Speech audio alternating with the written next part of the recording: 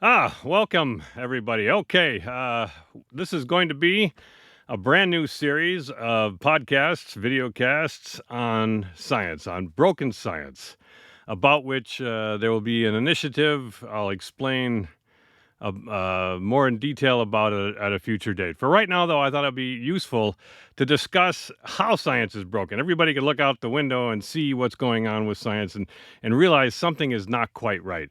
But perhaps they didn't know to the extent that which science is broken and what are the mechanisms, both political or political, sociological, and really philosophical, that cause a lot of bad science. So, in sort of reverse order of their importance, at least to the nature of science itself, there's 5 areas. The least important, but of course the most destructive currently, is woke and die. Woke and die, diversity, inclusion, equity. Woke and die will crush and kill and throttle and strangle anything into which they come into contact. Secondly, is the expansion team effect and the influence of money in politics. And below that is our expertocracy, the managerial rule that we have, the sort of the form of government that we really have in the West and throughout the world, and not just the West. And beneath that, we start getting into more philosophical errors, is scientism and Scidolatry. This is the false belief that all questions can be scientific or can be known scientifically. And then lastly are philosophical errors themselves. And these are the more fundamental. The first, at least woke and die and the expansion team effect and the expertocracy, these are political. If we eliminated them or ameliorated them, we'd be left with scientism, and which could be more to less harmful, but we'd certainly be left with these fundamental philosophical errors about science itself. So let's discuss each of these and see how they flow from one another. And I don't mean that the boundaries of these are exact. There's a lot of overlap between all of these areas, and they all feed into each other. But obviously, woke and die. If institutions now are, all major institutions are woke and they're committed to die. And when you commit to die, you're hiring people and promoting ideas, promoting organizations because of their perceived victim status. The more they're perceived a victim, the higher the status they have. And they're not being, the ideas and the people are not being pursued for their worth. Or their ability to be able to do not just science, but anything that woke and die is available in. And invariably, what we have is a lessening of standards whenever we see woke and die. It's just, it follows necessarily, because you're going to have to hire your preferred victim. You don't have enough preferred victims, so you start whittling down standards. We've seen this in medical schools. We've seen this in the professoriate. We've seen this all over the place in which victims are needed. And in order to get them, what happens is the people who run these organizations always first say, standards will not be reduced. We're going to maintain standards, but we're going to increase our diversity because that's somehow important to them. Why it's important for science, they never explain, but they just take it as a matter of faith. Because this is not enough, standards are lowered. So they first start with promising standards won't be lowered. They lower the standards. And they don't achieve complete diversity, and they don't achieve complete die, because these targets are ever moving and the number of victims increases through time. And so what happens is you have to loosen standards some more. And the people in charge then say, the standards we had before weren't really necessary. In fact, those standards were racist or homophobic or transphobic or whatever. So they come up with all sorts of excuses why the standards had to be further lowered. And we see this now everywhere in colleges, which is where a lot of the science is done, not all of it, but it's certainly a great deal of it. Now, underneath that is the I don't need to go on and on about woke and die. We all know the debilitating effects of woke and die. So that's important. And if we remove it, we're going to fix some things in science, but we're not going to fix everything. We're not going to fix, we're not going to fix some of these more fundamental errors that are really driving some of this. So the money and the expansion team effect, that is a huge problem. In the old days, the number of scientists, when science first got started, really didn't get started until the 18th century. I mean, there was science all throughout. Science is the attempt to discover the causes of observations, and so this was always true. People were always scientific, but they weren't to the extent that we now consider modern science, where it was really not rigorous. That's the wrong word to use, but pursued with a kind of zeal that we did not pursue before. And there's all kind of reasons for that too, that are not interesting right now. But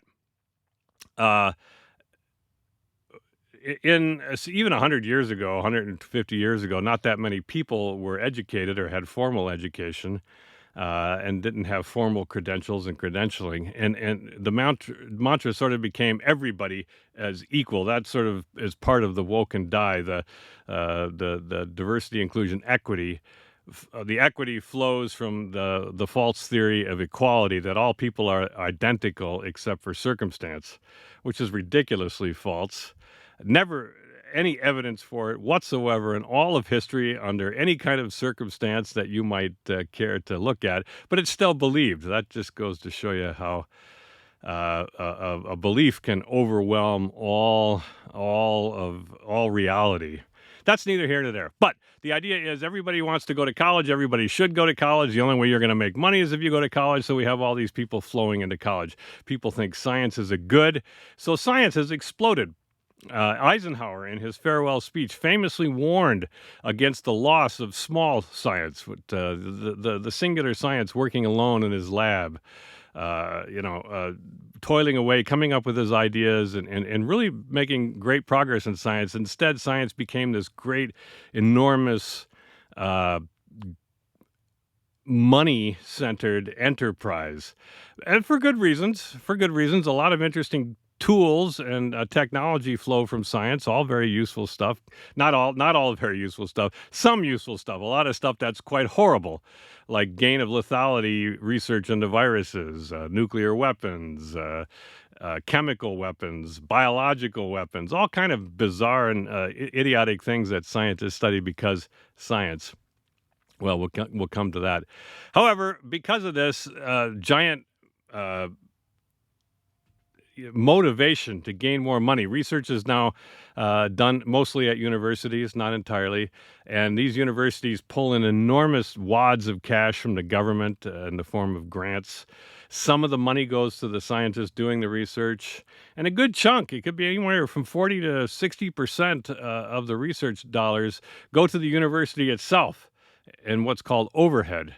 And they spend that money on all kind of political, uses. There's Zampolit now and pretty much every college and university enforcing woke and die doctrine and the like, or they blow it on all kind of things and needlessly expanding the bureaucracy of the administrative state of the college itself. Okay, that's that part.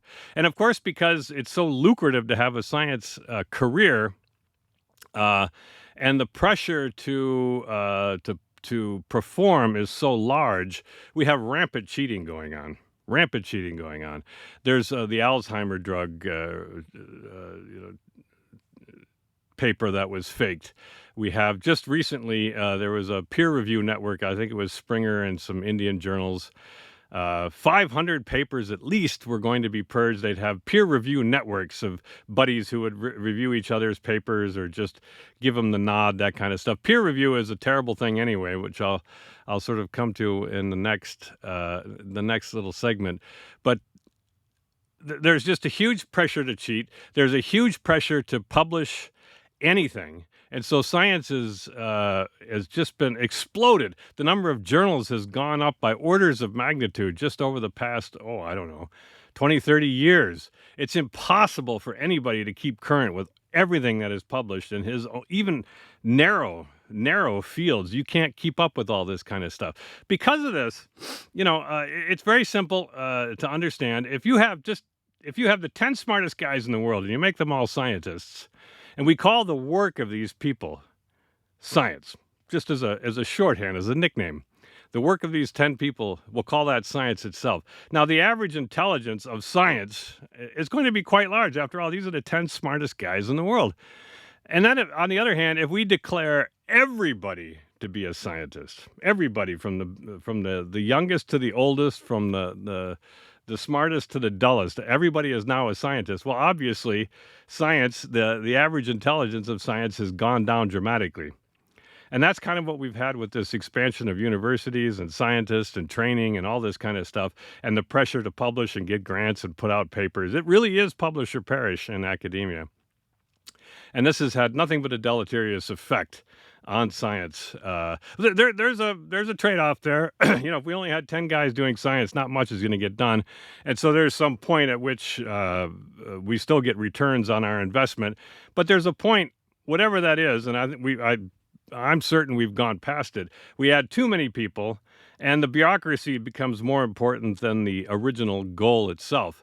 And scientists have to spend most of their time, and you could look at estimates, it's anywhere from 40 to 60% of times scientists spend now just in writing grants, begging the government and other organizations for money. So this stuff, and then you have peer review on top of that. You just have to spend all this time reviewing papers that are worthless or not interesting, dull, of almost no value. So the whole thing is just flooded with all this. Now, why is that? Well, that's because of the expertocracy. This goes back to the 40s. James Burnham first kind of taught us, well, he wasn't the only one, of course, of the coming change in the way we governed ourselves. The capitalists up to that point more or less ruled. They owned they own their, of course, the factories, they own the businesses, all this kind of stuff. But the businesses were growing too large, technology was growing too complicated, and they had to hire out managers. In order to sophisticated managers, people who had the training and the expertise and all this kind of stuff, in order to keep these things working, because the individual at the top could no longer do it himself. And so we have this system of governance where experts who are not quite elected, they're not elected in democracies or anything like this. These are just the politicians, and they pretty much shuffle off all their work to the experts and the various agencies and think tanks and universities and the like. And they're the ones who do most of the regulating and rulemaking and law creation, really, that we have to deal with. But even that wouldn't necessarily be bad if they were all doing the right thing. The problem is it all became highly political. And what I call an expert is not somebody with expertise. That is to say, a person with expertise is necessary to become an expert, but that's not the only thing that we need. Right now, what we have is this ruling class all over the world. And you got to understand, all of these people, they all go to the same schools.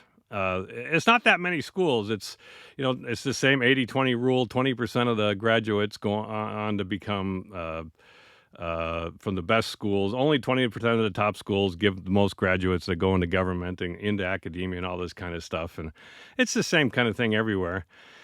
But so these people, the government decides they want a solution. And because of scientism, which we talk about next, they want a scientific solution. They want to be able to say my solution for whatever problem they perceive or fantasize about, or even a real problem occasionally. They want to say it has a scientific solution. And so they want to be able to back that solution that they propose up with research. We have to have research. So they go to academia, mostly, and they try to find somebody who's going to provide them with the scientific backing that they so desire. That person or persons become an expert. That's what an expert is.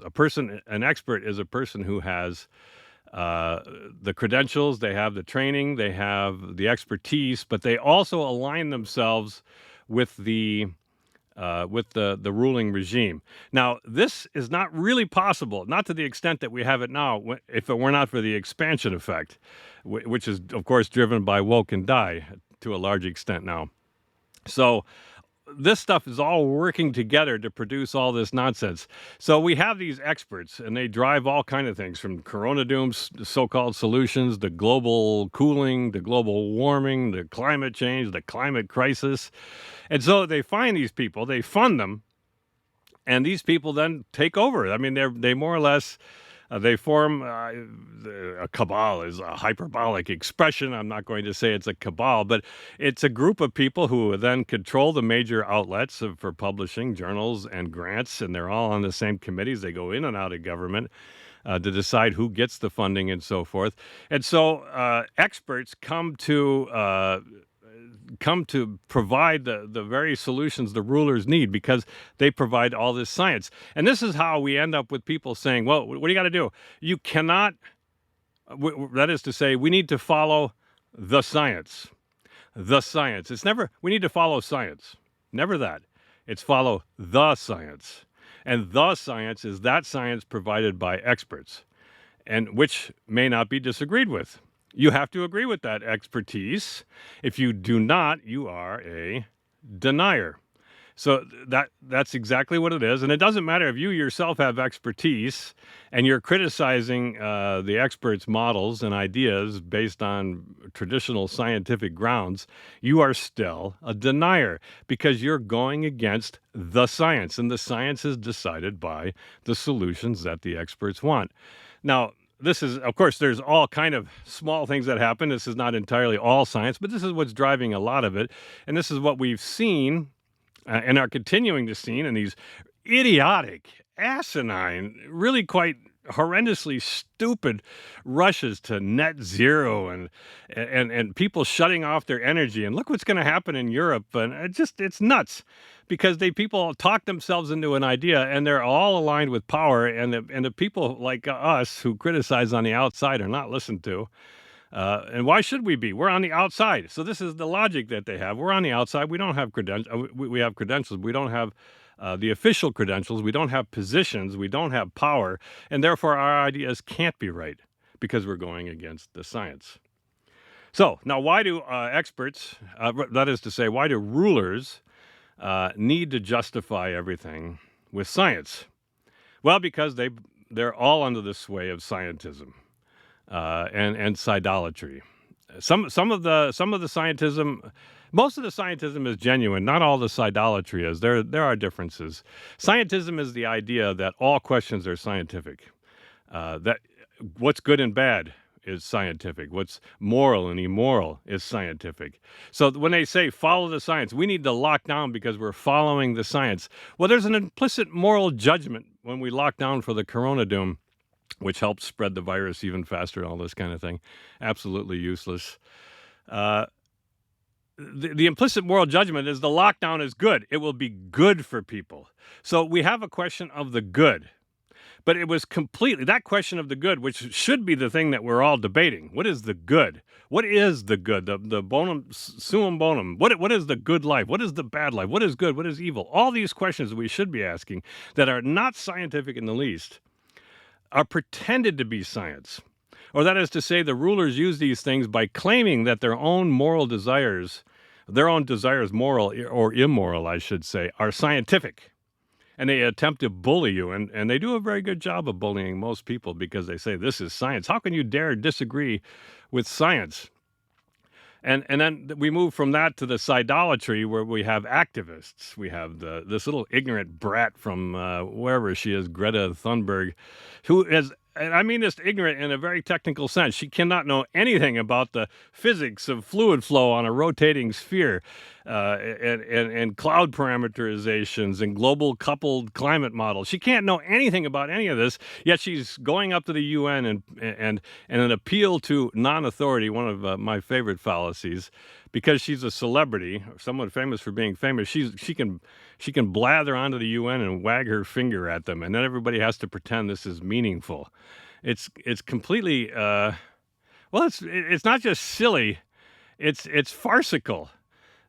These activists also mask their desires with scientism, but they become sort of worshipful of science. The science could do no wrong. The science provided by the experts.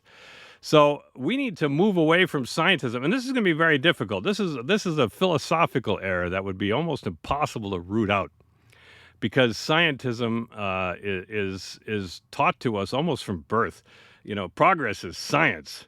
Progress is not somebody coming up with a better way to understand a moral life, or a deeper understanding of religion or the nature of God, or what it means to really be an unbeliever or something like this. None of that really counts. It's all science, and that necessarily devolves into a materialist viewpoint in which nothing really matters in the end except for the might makes right.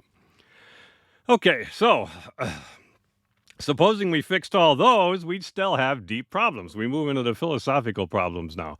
The philosophical problems are many and deep. They're going to be very difficult for me to describe in any detail in this particular brief introduction, so I'm not going to try very much. I'm just going to give you an overview. It more or less started our errors in the Middle Ages with the introduction of nominalism, the false belief that things do not have natures, things do not have essences, things do not have substance and power, and all these kinds of so you can already see this. These are sort of arcane topics you probably never even heard of. But a nominalist will say there's no real difference between men and animals, for instance. Why should there be? They're just more complicated machines, and they're all just biological machines after. That's not true. Humans, of course, are entirely different than other animals. Why this is so, we don't have to discuss today. But it is so. For instance, you're watching this video, we're discussing these topics. We can grasp higher order concepts, whereas no animal can. We have the power of speech, whereas no animal does. All these kinds of things. And now, this nominalism eventually led to people like David Hume and the skepticism that we could ever know cause. Bertrand Russell says we cannot know cause. All these philosophers into the 20th century, early 20th century, said we could not know cause. But scientists, of course, their job is to find cause. Their job is to try to find the cause of things observed. So they kind of half believe this stuff and they half don't believe it. So they fall into error like falsificationism. This is one of these philosophies that came out from Karl Popper. He basically said, no proposition can ever be believed. He said to believe a proposition. Believe the proposition that no proposition can ever be proved or believed. We can only prove or believe propositions that have been falsified. Which, if we take the contrary of his proposition, so it's a incoherent, I should say, mess, a philosophical mess, but it's very much believed among scientists. Oh, that's not scientific unless it's falsifiable. No, listen, if I got a model, let's do something very simple. I like to use weather examples, and I forecast tomorrow's high temperature, to be 74. Turns out to be 75. And the next day, I predict it'll be 73. It's 75 again.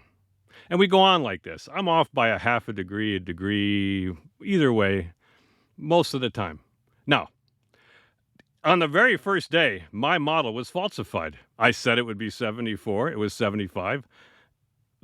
Was it 74? No, my model's falsified. Therefore, it's not scientific. Of course, that's absurd. We all build in a fuzziness to all these kind of models that we have, and every scientist does. They love their models more than they love their own pets. They love models because they created them, and they worship these things, and they cherish them, and they treat them, like Prometheus. Well, we needn't go into that. So, point of it is, they have these models, and even when the model is blatantly falsified, they can still go on believing the model because it's always easy to build in fuzz. You could always say that, the circumstances weren't quite right. You see this all the time in really lousy scientists, like astrologers, for instance. They're really lousy scientists. They always have a reason why the power didn't work when you go to test them. That's kind of a giveaway that you're dealing with somebody who doesn't. Is dealing with somebody who's trying to pull the wool over your eyes, if you like. So that's what we have a lot of times with some of these bigger models that scientists use. Somehow when we put them to the independent test, they don't work, And they claim, well, the conditions were not just right. So falsification, that's nothing. We have all kind of problems about modeling, about misunderstanding what modeling is and the limitations of modeling. And the idea that what scientists often do is mistake the model for the territory. The model becomes reality. In fact, no model, or every model, I should say, only says what you tell it to say. That's it, nothing more. Every model, doesn't matter if it's artificial intelligence, machine learning, statistical, nuclear, chemical, sociological, whatever, every single model only says what you tell it to say. That and nothing more. But this is often forgotten because the models become realer than to the scientists using them and to people who are under the sway of scientism. And so they forget that this is wrong. It's just false. And you don't necessarily have to have cause identified in the model. Like casinos use dice models, and those are perfectly good. Those are perfectly reasonable, useful models. They make good predictions. So models should at least make good predictions. That doesn't prove they've measured cause, but it is a necessary but not sufficient criterion for a good model. So right now, the majority of published models do not or are not verified independently. They're just published. This has a lot to do with statistics, and especially in statistics. Excuse me. This especially in statistics where models are fit to data. And the goodness of that fit to the data is announced in the form of something called p-values or posterior distributions or something like this. None of that stuff has any meaning in real life. It's absolutely useless for deciding how good a model is. The model, and the same thing goes for all models everywhere. In all sociological models like this, and education journals, and absolutely every field. If you can't have that model tested independently and verified independently, we're going to come up with all kind of abuses. And indeed, that's what we have. We have this thing called a replication crisis, wherein all these famous papers, especially in economics, especially in psychology, especially in the less hard sciences, which is to say not in physics and chemistry and things like this, but they have their own problems, about which more in a moment, that these models are never checked, but they were received very well. They have millions of citations for all these kinds of things. But when suddenly they go back to check them again, because that their only method of model goodness was how well that model fit the previous data, they find that it doesn't work again in the future. So this is an enormous crisis in science, and because they have the wrong concept of what makes a good model. Now, if we knew the cause, the complete cause, this is where we get into even more subtle errors. The complete cause is that which of the thing is made, the form it has. So we have to abandon nominalism yet again.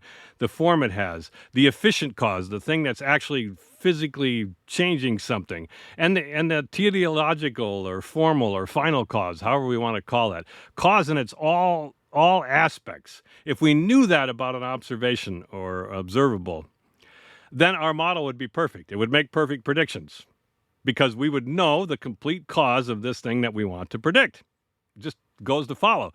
But if you're skeptical about cause, why then you're not going to be able to get to that point.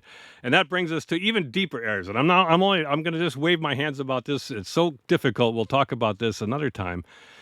Is misunderstanding of fundamental reality itself. We see this most often in quantum mechanics, where they have this idea of a wave function collapsing to points and all this kind of thing in the standard interpretation, Copenhagen interpretation of quantum mechanics, because of a misunderstanding of cause. And so what they do, like a lot of people do in all these other fields too, is assign the cause to probability. Probability, of course, is just a matter of the mind, like logic. Probability has no causal powers. It can't do anything, but somehow people think probability is objective. It's real. It can be measured. It can't. But you can measure effects, and you can measure causes. And so, at the very start of quantum mechanics, Heisenberg himself tried to tell people, look, what we need to get back to is this old idea of cause, Aristotle's ideas of cause, where we have the formal, the material, efficient final cause of these kinds of things. And we understand that and then we need to understand a lot more philosophy about what it means to be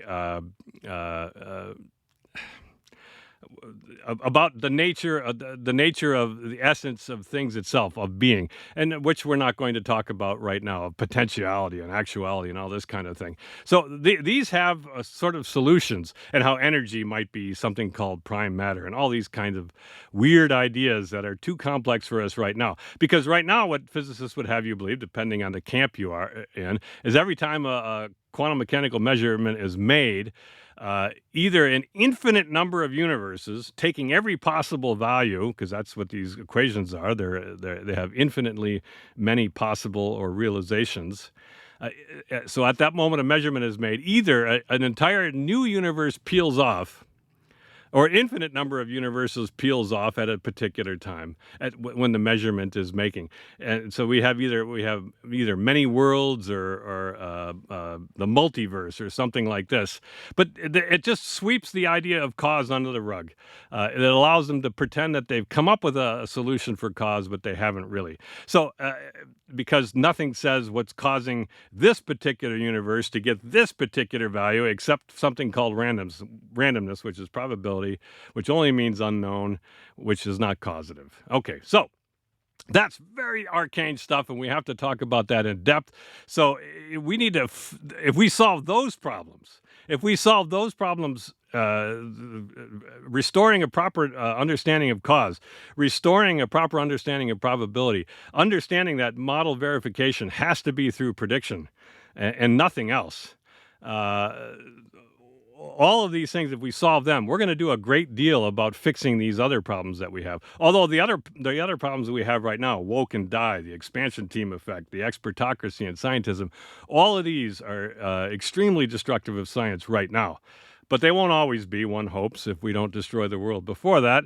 And even if we eliminated them, we still have these other problems. So that's what I see as wrong with science, and you may have other ideas. You're welcome to leave them in the comments. Thanks for listening.